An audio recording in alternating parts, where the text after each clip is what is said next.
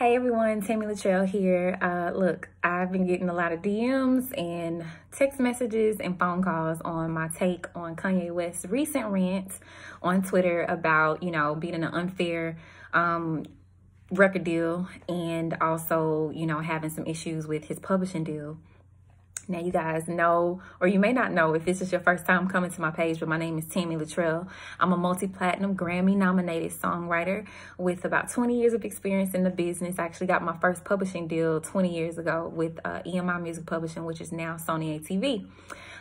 So I know firsthand from the side of a creative what that's like, being in a major publishing deal and dealing with the major publishing company, in addition to recently transitioning about 3.5 years ago over into publishing. Now, I've been teaching publishing since 2012 on my YouTube channel.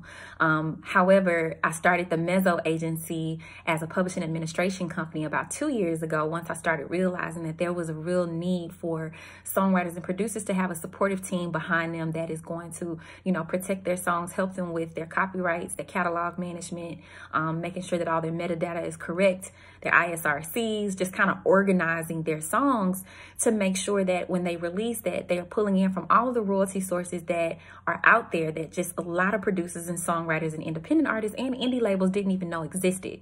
And so, after I went over his tweets and, saw, his stance on certain things, there were a few things and concepts that he tweeted that I actually agreed with and I understood where he was coming from. However, there were also a few things that I felt were just a tad bit unrealistic and a bit one-sided. And so, disclaimer, I'm not an attorney, so I'm not giving in any way any legal advice. I'm just really sharing my opinion on some of the things that I feel, like I said, are a bit unrealistic, okay? So, before we go into his tweets, let me first explain to you guys what music publishing is for those who are new, who may not understand it, still trying to have an understanding about it. So I'm gonna break it down in layman terms. Music publishing basically refers to the money that you make as a copyright holder for any song that you write or produce. So if you produce and you make a track, if you write on a song, you write on a track and you write a song to it, that portion that you contributed is what you own. You are the copyright holder of that particular work that you contributed, okay? Any music that's generated off of that, once it gets released, you are owed a royalty, and those royalties come from multiple sources, which all is just one big culmination of royalty sources that turn into music publishing.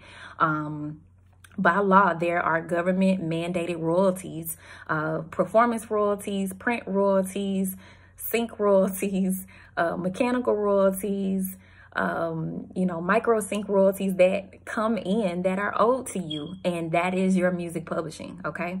So that's the breakdown of it. I mean, it's the easiest way I can break it down. I hope you guys were able to understand that. Any money that's generated off of a song that you have commercially released, or that the label has released and you are the copyright holder, you are owed money for that. That money, those royalties, is music publishing, okay?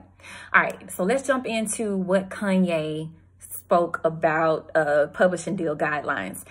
His first point was the artist owns the copyright in the recordings and the songs and leases them to a record label and publisher for a limited term, 1-year deals. So I'm assuming that he's saying these songs that we are giving to the publisher or giving to the record label, there needs to be a limited term on who owns the copyright. And I'm suggesting a 1-year deal. So I agree with him that there should be a limited term on deals. However, I don't think that a 1-year deal is realistic. It's just not. It's almost like, okay, for one, it takes about 6 to 9 months for royalties to even come in once a song gets released.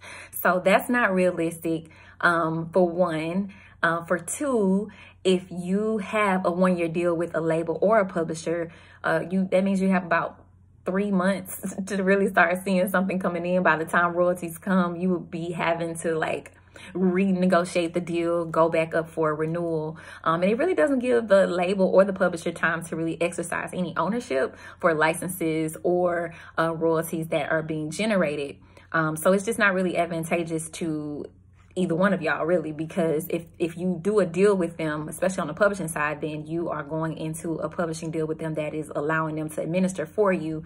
And if they can't administer for you because there's nothing to administer because of the time that it takes for the royalties to come in, it's a possibility that it just won't be a good situation. So I would say, you know, my suggestion when you're going, especially with smaller deals, maybe 3 to 5 years, 3 minimum, 5 is the max.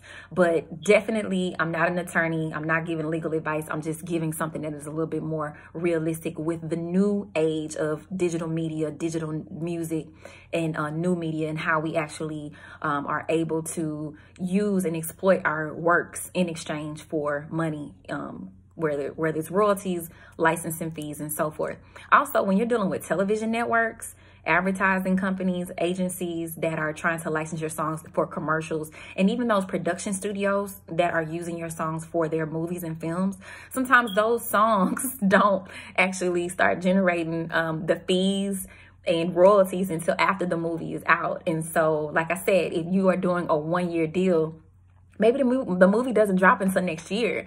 But yeah, imagine a few projects like that to where you're just waiting on income to come in. So I just think having a longer deal with a more realistic term would make sense. But definitely the term should be limited. It shouldn't be forever. You know, I think in Kanye's deal, it was like 26 years for copyright reversion. That's insane. But is that abnormal? No. There were a lot of record deals back in the day, and maybe some to this day, that, you know, are requiring a longer copyright commitment to where it is 20 years plus before the copyright actually gets reverted back to the artist. So the next guideline that he gave, he already mentioned that, you know, the record label publisher is a service provider that receives a share of income for a limited term. We talked about that, but he's suggesting the split can be an 80-20 in the artist's favor. Okay, so 80-20 in the artist's favor. You must really be a big artist, Kanye. Okay, because if a label is newly signing an artist that maybe has a couple of singles out that have been doing really well, you know, maybe this artist is popular, has a fan base, has been growing, but not yet a legacy, not yet a legendary artist, not yet a class act. Yeah, 80% to 20 is going to be really hard for the labels to be able to make their money back, let alone, you know, all of the money that has to be invested up front to actually launch and release a project. And I think that it's a bit unrealistic because he's coming from a place of being a major recording artist, when at the end of the day, there are a lot more expenses, unless there's a situation where the artist is also partnering with the label to, you know, get behind their own marketing, get behind all of their own manufacturing, whatever else needs to be done, from, you know, booking to, you know, merch and all that stuff, which is usually covered by the label up front. So if it's not a situation where there's a partnership and the label will have to, you know, dish out all of that money to help support and sustain the career of that artist before they launch, then a 80-20 split is just a little bit unrealistic. Now, from the publishing standpoint, because this is the area that I really know about for sure. Usually when you sign with the publisher, they give you an advance up front. That's in good faith. Now, you do have to pay that money back, but what it shows is like, hey, you know, we want you to be comfortable while you're with us. We're going to give you an advance on your royalty so that you can like really, really dive into your craft. Some people have 9 to 5. Some people, you know, just have jobs and other situations going on. And having that money up front can be, you know, helpful to where they can actually focus solely on being a creative.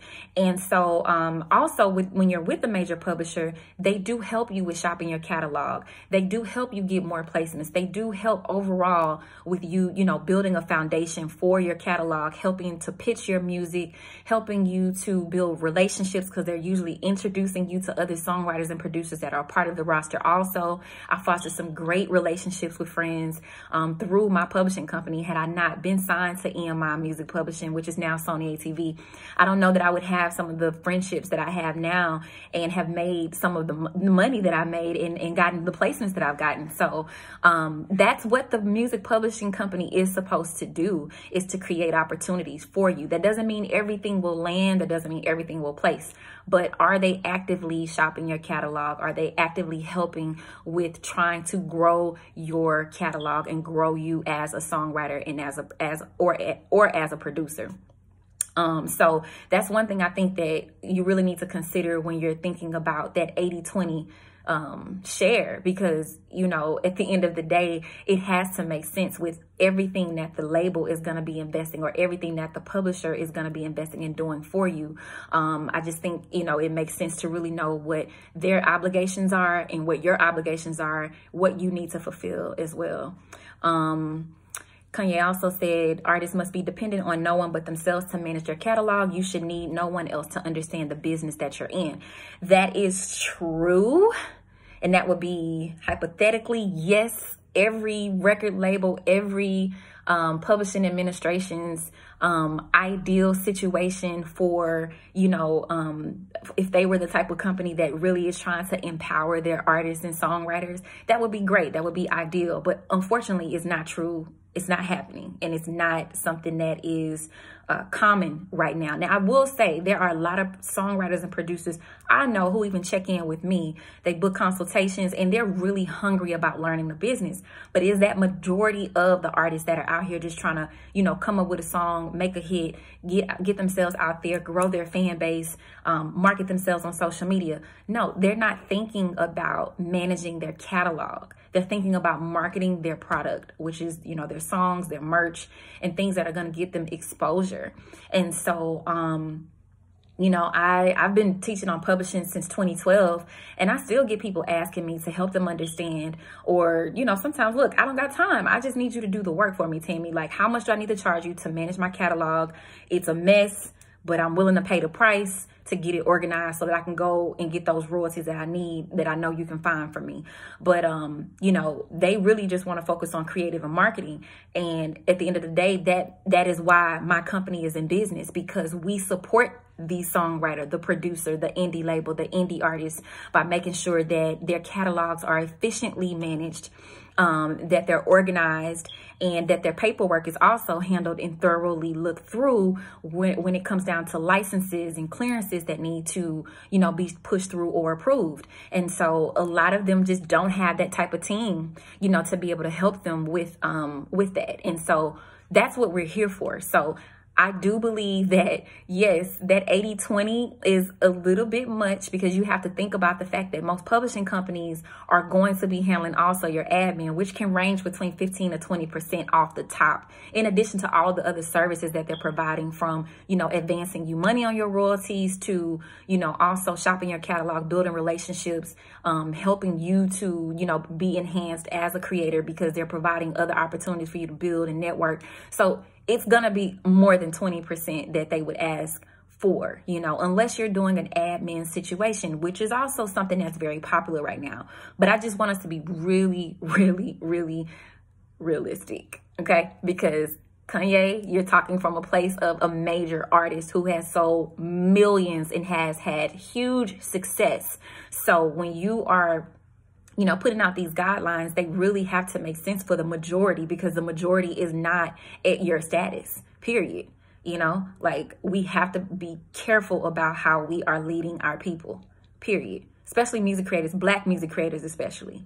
You know, a lot of us just are not afforded opportunities, not afforded to be in better situations where we have lawyers in our families and things like that, or have a team behind us that really understands the business.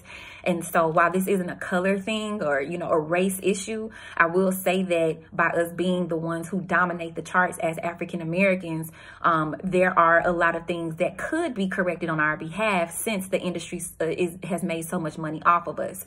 But we have to be realistic as leaders and as experts talking about the business on what makes sense for someone who is new to the business, compared to someone like yourself who has had a huge successful career. And actually, I looked at your record label deals, and they were not as bad as, you know, it was portrayed. So there were a few things that I was like, oh, he had a pretty lucrative situation. He just had a huge budget that he kept going over. You know, that will also put you in the hole as well. And so, you know, we just have to be mindful of what we're putting out there and want to make sure that the information is actually accurate and correct. Lawyers, yes. You got to have great lawyers that are going to break things down to you in layman terms. So I agree with that. Blanket licenses, I 100% agree with blanket licenses. They are whack. From day one, you literally have no say-so about what is going on with your music if it's a blanket license involved, because they're not even giving you details on how these songs are being uploaded and ingested, or when these songs are being ingested into all of these different streaming platforms who are doing deals with the record labels. You have no clue as a songwriter or a producer to know when there's a blanket license being given and you're just getting like a portion of that and not even really knowing where it actually came from. So I 100% agree with him on that. Advances, are they just loans? Yes, they are loans, like I was saying earlier. The good thing about advances, they give you that cushion, but you as the recipient of that advance need to know what your obligations are to be able to pay it back. Realistically, do not take anything that you know is just not realistic, not able to be paid back with the type of support that you have. If you know that your song is going to be doing well, be charting well, y'all have money behind it, there's a strong radio station push behind it, there's a, you know, streaming playlists that are going to be supporting your record, then, you know, just be very careful about how much money you're taking up front, because you have to pay all of that money back. Okay, all of it, and some, because they're still getting a percentage off of other things. But yeah, be mindful, get your audits done yearly, and make sure you just know the expectations and your obligations to pay it back. All right, royalties. Again, back to dependence. I want to say he was saying, you know, being dependent, you know, upon other people. Maybe he was trying to say dependency. I'm not sure. But he says you need a business manager to read how you did, so you pay to see your money, no more.